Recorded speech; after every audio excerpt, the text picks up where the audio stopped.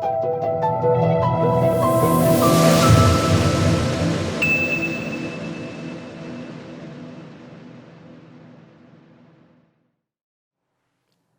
विनय Jain Vigil IAS digital platform में आप सभी अभ्यर्थियों का बहुत बहुत स्वागत करता हूं। मित्रों, हमने पिछले वीडियो में आपके साथ डिस्कस किया था, उसी श्रृंखला में ये अगला वीडियो है। इस वीडियो का मुख्य उद्देश्य हमारा ये है कि आप जो कुछ लिखते हैं उत्तर पुस्तिका में, उसका मूल्यांकन कैसे होता है, मूल्यांकन का आधार क्या होता है, इन्हीं सब बातों को आज हम इस वीडियो के माध्यम से समझेंगे।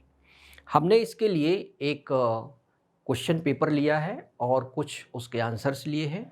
इस आंसर में हमने मॉडल आंसर लिया है और मॉडल आंसर के साथ हमने कुछ बच्चों की जो कॉपी है उसको हमने इसमें लिया है। तो हमारा जो पेपर है आज का वो मध्य प्रदेश इतिहास, संस्कृति और पर्यटन पर आधारित है और इसमें अभ्यर्थियों की जो उत्तर पुस्तिकाएं हैं, साथ में उसी के हमने जो मॉडल आंसर अटैच किया है उसको, उसकी बारीकियों को हम समझेंगे और हम समझेंगे कि प्रथम जो अभ्यर्थी है उसने किस तरह से लिखा है और जो दूसरे अभ्यर्थी हैं उन्होंने किस तरह से लिखा है और इन दोनों अभ्यर्थियों को लिखना कैसे चाहिए था, तो वो ये यहाँ पे टॉप बॉक्स में मैंने लिखा हुआ है। 3 मार्कर क्वेश्चंस के मैंने कुछ यहाँ पे उदाहरण लिए हुए हैं। उसमें ये जो आपका जहाज़ महल है ये पूछा गया था पेपर में। तो प्रथम अभ्यर्थी जो हैं उन्होंने किस तरह से लिखा है आप देखिएगा। इन्होंने लिखा है मांडू में होशंग शाह द्वारा निर्मित। अब सबसे बड़ी गलती तो इन्होंने यहाँ पे ये कर दी है कि होशंग शाह द्वारा निर्मित नहीं था, ये किसके द्वारा निर्मित था, गयासुद्दीन द्वारा निर्मित था, गयासुद्दीन खिलजी के द्वारा। तो यानी ये फैक्ट इनका ख़त्म हो गया यहाँ पे। आप देखिए इन्होंने लिखा कपूर तालाब एवं मुंज तालाब के मध्य स्थित, तो ये पॉइंट इनका सही है, तो यहाँ पे इनको 1 नंबर इसमें मिलेगा। दूसरा इन्होंने लिखा कि मध्यकालीन ऐतिहासिक महल है। देखिए अब ये सामान्य बात है, ऐसा कोई भी अभ्यर्थी लिखेगा तो हो सकता है परीक्षक उसको अंक दे दे, हो सकता है नहीं दे। चलिए मैं यहाँ पे इनको आधा अंक देता हूँ, तो इनका अंक हो गया टोटल मिला के प्रथम अभ्यर्थी का 1.5 अंक। अब यहाँ पे देखिए आप, मैंने किस तरह से लिखा है, कापुर और मुंज तालाब के बीच अवस्थित है 2 मंजिला इमारत जिसमें कई खंबे, मेहराब, फव्वारे और कैनाल है। यानी यहाँ पे मैंने जहाज महल का एक प्रकार से वास्तुशैली भी डिटेल्स में थोड़ा बता दिया है। अब इन्होंने यहाँ पे ये अगर ये लिखते तो इसमें इनको 1 नंबर मिलता। अब दूसरे अभ्यर्थी की हम तुलना करते हैं मॉडल आंसर से। इन्होंने लिखा है कि जहाज महल मांडू धार में स्थित है। तो अब देखिए पहला पॉइंट जो मैंने लिखा है ना कि मांडू स्थापत्य कला, साथ में मैंने इसमें एक चीज और जोड़ दी है, लिखा है सबसे विशाल और भव्य इमारत है। तो यानी आपका जो उत्तर है वो सामान्य से थोड़ा विशिष्ट हो गया है, यानी अंक कटने की संभावना 0 हो गई यहाँ पे। दूसरा पॉइंट देखिए इन्होंने लिखा है 2 तालाबों के मध्य स्थित, तो 2 तालाबों की बजाय मैंने क्या लिखा है, कापुर और मुंज तालाब के बीच स्थित है। इसका मतलब ये हुआ कि अगर आप फैक्ट को वहाँ समाविष्ट करते हैं तो आपका आंसर प्रभावी हो जाता है। तीसरा पॉइंट इन्होंने लिखा है अपनी कला स्थापत्य कला के लिए प्रसिद्ध। देखिए ये इसको हम कहते हैं लपेटना। जब आपको नहीं आता है तो आप लपेटना शुरू कर देते हैं, तो यहाँ पर आपको जो नंबर मिलेगा मेरे हिसाब से यहाँ इस पे नंबर आपको नहीं मिलेगा, इसमें नंबर मिलेगा, इसमें नंबर मिलेगा, तो मैं यहाँ पे इनको 2 अंक दूंगा। लेकिन अगर आप इसको पढ़ेंगे तो यहाँ पे देखिए आपने स्थापत्य कला में लिखा है सबसे विशाल और भव्य इमारत है, फिर हमने ये लिखा उसकी अवस्थिति कहाँ पे स्थित है, और फिर हमने लिखा उसकी विशेषताएं कुछ और किसने निर्माण कराया। तो ये कंप्लीट आपका उत्तर हो गया। इसमें आपको 3 में 3 अंक मिलेंगे। यहाँ पे मैं आपको ये बताना चाहता हूँ कि जो आपकी एग्ज़ाम है इसमें 430 अंक के 3 नंबर वाले क्वेश्चन पूछे जाते हैं। इनका सिलेक्शन में बहुत बड़ा योगदान होता है। अब आप सोचिए यहाँ पे इनका 1.5 अंक कट गया है, यहाँ पे इनका 1 अंक कट गया है। ऐसे ही अगर हर क्वेश्चन में इनके अंक कटेंगे तो आप सोच सकते हैं कि 430 में ये कितना अंक लाएंगे। इसी प्रकार से अब मैंने कुछ नेक्स्ट एग्जाम्पल के माध्यम से आपको और थोड़ा सा शार्पली मैं समझाने का प्रयास कर रहा हूँ। देखिए, ये सबसे पहले ऊपर मॉडल आंसर लगा हुआ है, फिर प्रथम अभ्यर्थी का जो आंसर उन्होंने जो लिखा है वो है, और ये द्वितीय अभ्यर्थी का आंसर है। तो हम पहले अभ्यर्थी के आंसर को यहाँ पढ़ेंगे। कुंवर चैन सिंह के बारे में पूछा गया है। ये देखिए, सबसे पहले आपको चाहिए कि आप व्यक्ति परिचय बताएं कि ये कौन है। अब इन्होंने लिखा प्रमुख स्वतंत्रता सेनानी, ठीक है, अच्छी बात है। फिर लेकिन इन्होंने यहाँ पे लिखा ये 1857 की क्रांति में इन्होंने भाग लिया था। अब ये वाला चीज़ तो इनका गलत है।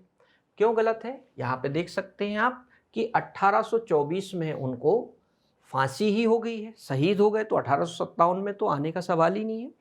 तो यहाँ पर कुछ अभ्यर्थी बहुत बड़ी मिस्टेक्स करते हैं, यानी उन्होंने इस विषय को ठीक से रिवाइज नहीं किया, खूब कंठस्थ याद नहीं किया है, इस कारण से ये समस्या है।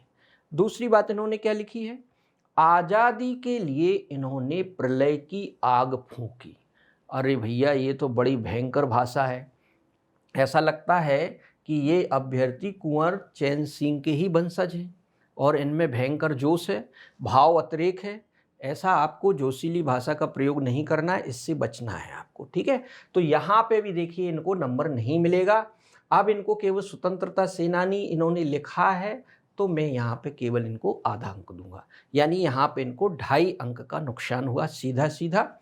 अब इसी तरह से अगर आप उसका मॉडल आंसर देखेंगे तो इसको देख कितना प्रभावी तरीके से लिखा गया है। अब हम दूसरे आंसर्स को जानते हैं। इन्होंने लिखा कि 1818 में नरसिंहगढ़ रियासत के राजकुमार। अब नरसिंहगढ़ रियासत के राजकुमार के बाद क्या?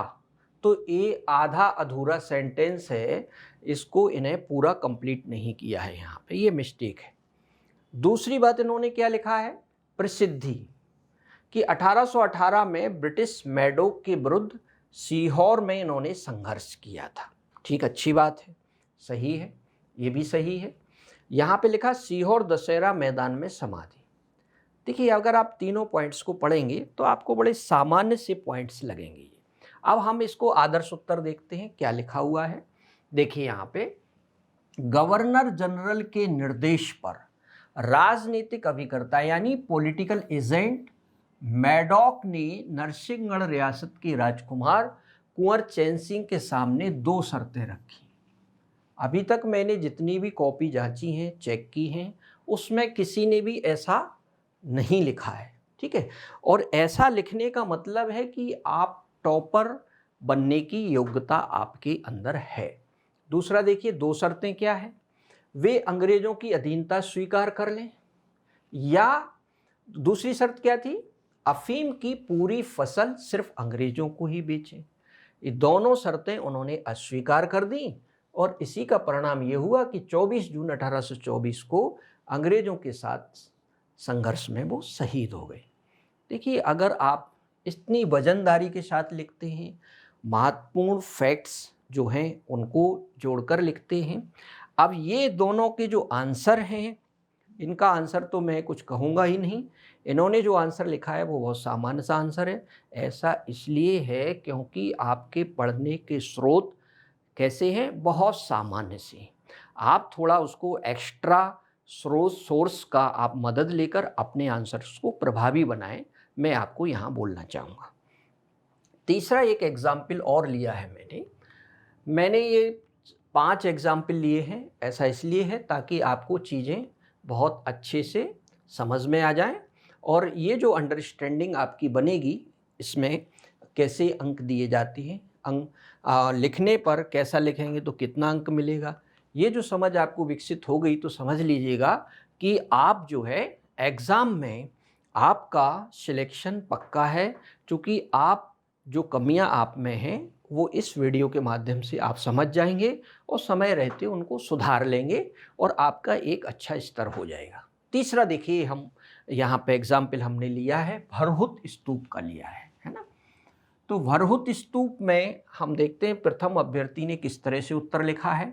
इन्होंने लिखा है सतना जिले के भरहुत में स्थित। ठीक है, अब भरहुत क्या है? कस्बा है कि ग्राम है कि तहसील है कि क्या है?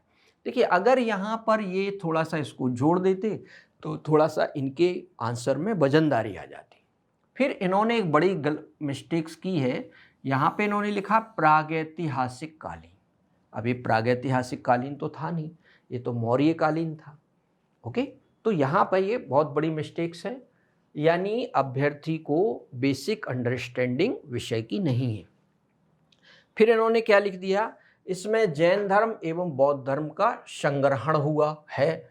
अब देखिए यहाँ पे इस वाक्य का कोई सेंस ही नहीं निकल रहा है, मीनिंगफुल नहीं है वाक्य। और फिर इन्होंने यहाँ पे जैन धर्म भी जोड़ दिया है, जबकि ये स्तूप केवल बौद्ध धर्म से संबंधित है। ओके, और यहाँ पे लिखा तथा सांची के स्तूपों के समान कलाकृति इसकी है। तो देखिए यहाँ पे इस बात लिखने का कोई मतलब नहीं है। अगर ये लिखते कि सांची स्तूप से ये स्तूप जो है वो अधिक अलंकृत है, तो यहाँ पर इनकी बात में दम थी। अब देखिए मैं यहाँ पे आदर्श उत्तर आपको एक जो मॉडल आंसर है वो बताता हूँ। सबसे पहले मैंने क्या लिखा, देखिए भरहुत ग्राम में, सतना जिले के भरहुत ग्राम में। फिर मैंने यहाँ पे लिखा है 260 ईसा पूर्व में। देखिए आप इतिहास का प्रश्न लिख रहे हैं, उत्तर लिख रहे हैं, तो आपको वहाँ पर काल जरूर लिखना चाहिए। आपको वहाँ पर जो ईयर है उसको मेंशन करना जरूरी होता है, ठीक है। और किसने निर्मित कराया, अशोक ने। अब एक ही लाइन में मैंने 3 फैक्ट या 4 फैक्ट का समावेशन हो गया। देखिए यहाँ पर सतना जिला है, भरहुत ग्राम है, 260 ईसा पूर्व है और सम्राट अशोक द्वारा निर्मित है। इस प्रकार की अगर आप शैली अपनाते हैं तो परीक्षक पर इसका बहुत गहरा प्रभाव पड़ता है। अब दूसरा देखिए, स्तूप के प्रवेश द्वार और रेलिंग के निर्माण का श्रेय शुंग शासकों द्वारा है। अब दूसरे अभ्यर्थी ने देखिए यहाँ पे क्या लिखा है, इन्होंने लिखा शुंगों द्वारा जीर्णोद्धार। ओके, अब जीर्णोद्धार में क्या जीर्णोद्धार है ना, तो यहाँ पे मैंने उसको भी मेंशन कर दिया है कि जीर्णोद्धार में उन्होंने प्रवेश द्वार और रेलिंग का निर्माण करा है। ओके, अब देखिए यहाँ पे तीसरा पॉइंट क्या है, अब यहाँ पे मैंने इस स्तूप का वास्तु शैली लिखा है। कैसे लिखा है कि स्तूप का अंडभाग ईंटों का बना था, यानी निर्माण सामग्री को भी मैंने यहाँ पे बताया है। यहाँ पे पत्थर भी हो सकता था। फिर क्या लिखा है, चारों ओर वेदिका थी और वेदिका में 4 तोरण द्वार थे जो अन्य स्तूपों की तुलना में अत्यधिक अलंकृत थे। अब भरहुत स्तूप की जो सबसे बड़ी विशेषता है वो ये है कि ये सबसे अलंकृत स्तूप है, राइट। अब यहाँ पे देखते हैं इन्होंने क्या लिखा है, सतना में स्थित है, अशोक द्वारा निर्मित है, कनिंगम महोदय द्वारा इसे खोजा गया था। देखिए ये जो है एक रटने की शैली है, ये समझ, और समझ के साथ में यहाँ पे एक और शब्द जोड़ूंगा, विकसित समझ। तो विकसित यहाँ पे इनकी जो समझ है वो विकसित नहीं हुई है, और इस आंसर को और इस आंसर से आप कंपैरिजन करेंगे तो आप स्वतः समझ जाएंगे कि विकसित समझ किस में है। तो हम तो आप लोगों को यही बोलेंगे कि आप अपनी अंडरस्टैंडिंग को यथासंभव जितना डेवलप हो सके उतना करें। ये पढ़ने से नहीं, ये आपको अभ्यास करने से आएगा, आपको ये बार बार लिखने पर आएगा, ठीक है। अब हम चौथा एक एग्जाम्पल और ले लेते हैं। ये जो आपका चौथा जो हमने आंसर लिया है, प्रश्न लिया है, वो राजा सूरज सेन के बारे में सामान्य सा प्रश्न है। अब देखिए इन्होंने प्रथम अभ्यर्थी क्या लिखते हैं, परमार वंशीय राजा। अब भैया ये तो परमार वंशी कहाँ से हो गए। अब परमार वंशी राजाओं का काल तो 10वीं 11वीं शताब्दी हुआ करता था, और ये तो 5वीं 6वीं शताब्दी का शासक है। ये देख सकते हैं आप यहाँ पे। तो देखिए यहाँ पर ये ब्लंडर मिस्टेक है, ठीक है। इनको अभी ये भी नहीं पता है कि राजा किस सदी के थे। दूसरा इन्होंने क्या लिखा है, मांडू के भवन का निर्माण कराया। अब देखिए कितना हास्यास्पद है ये, जबकि राजा सूरज सेन ने ग्वालियर किले का निर्माण कराया था।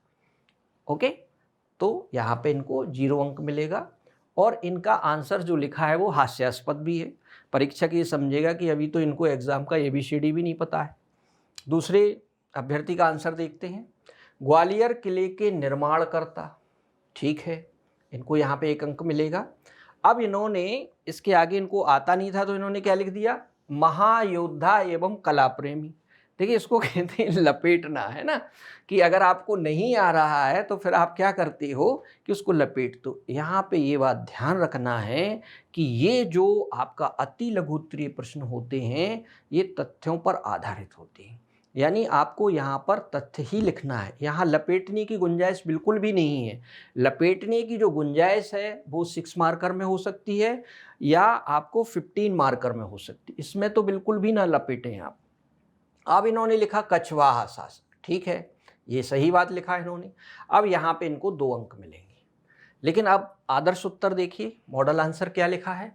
सबसे पहले ही पॉइंट में हमने इतना प्रभावशाली तथ्य दिया है कि परीक्षक प्रभावित हुए बिना नहीं रह सकता है। क्या लिखा है, ग्वालियर के पहले राजवंश के कछवाहा शासक। अब ये जो राजवंश था उसको बेसिकली पाल वंश भी कहते थे।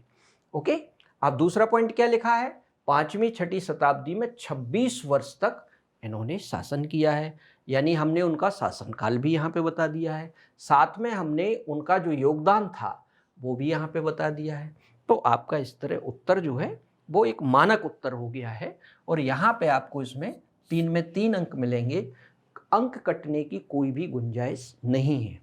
एक चीज़ और ध्यान रखना है आपको कि जब आप सिलसिलेवार एक के बाद एक अच्छी फायरिंग करते हैं, अच्छी फायरिंग का मतलब मेरा है कि आप बेस्ट फैक्ट लिखते हैं, तो परीक्षक आपसे निरंतर प्रभावित होता चला जाता है और कहीं बीच में आपने अगर थोड़ी बहुत ऊंच नीच हो जाती है तो वो वहाँ पे कंसीडर कर लेता है और आपको अधिक अंक मिल जाते हैं। ठीक है, अब अंतिम जो हमारा एग्जाम्पल है वो देखिए, वो है भीमा नायक के बारे में, है ना। अब प्रथम अभ्यर्थी ने इसका उत्तर किस ढंग से लिखा है उसको अपन देखते हैं। इन्होंने लिखा है प्रमुख स्वतंत्रता सेनानी, ठीक है, जिन्होंने 1857 की क्रांति में महत्वपूर्ण योगदान दिया। अब महत्वपूर्ण योगदान दिया, कैसे दिया ये नहीं बताया है इन्होंने। अब अगर इसको अपन पढ़ेंगे तो ये एक ही इंफॉर्मेशन है, एक ही सूचना है, इसलिए इनको यहाँ पे 1 नंबर दिया जाता है। ओके, अब इनको देखिए, सेकंड जो अभ्यर्थी हैं उन्होंने लिखा है 1857 के संग्राम में विद्रोही।